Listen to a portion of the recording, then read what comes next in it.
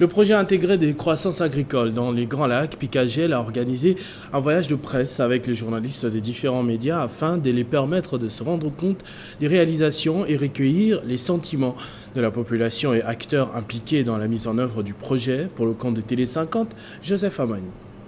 La route Madiriri-Kalonge jusqu'à Chifunzi, longue de 25 km, subit des travaux de métamorphose totale. Les engins de l'Office des routes sont à pied d'œuvre pour la fluidité de la circulation routière sur cette route d'intérêt agricole, réhabilitée en méthode semi-mécanisée par l'Office des routes à travers les bureaux des Nations Unies pour les services d'appui au projet INOPS. Les ingénieurs de l'Office des routes poursuivent les travaux d'ouverture de la piste, rechargement systématique au PK10 à la grande satisfaction des habitants, premiers bénéficiaires. Dans la même lancée, dans le territoire de Cabaret, l'on note la réhabilitation de plusieurs axes routiers de dessert agricole en méthode de la haute intensité de main-d'œuvre, IMO, compris entre Bougoré, Mouloumemounene, 30 km, avec 20 ouvrages d'art et dont 13 sont achevés. De même sur l'axe Chirunganya-Kabéré, long de 3 km, avec les ouvrages d'art. À 120 km de là, Ouvira, le projet Picagel, à travers son partenaire de mise en œuvre, l'INOPS, a réhabilité l'axe Nyamutiri, Kiringwe, Kabunambo, Kimika,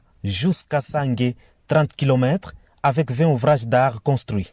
Un peu plus loin de là, dans le territoire de Fizi, il y a la réhabilitation de l'axe routier Kenya-Kitete, long de 8,2 km, suivi de la construction de 22 ouvrages d'art. Le projet Picagel a réhabilité plus de 200 km de routes de dessert agricole à travers les zones d'intervention dans la province du Sud Kivu, ce qui permet aujourd'hui aux agriculteurs d'écouler sans difficulté leurs produits alimentaires vers les centres de consommation.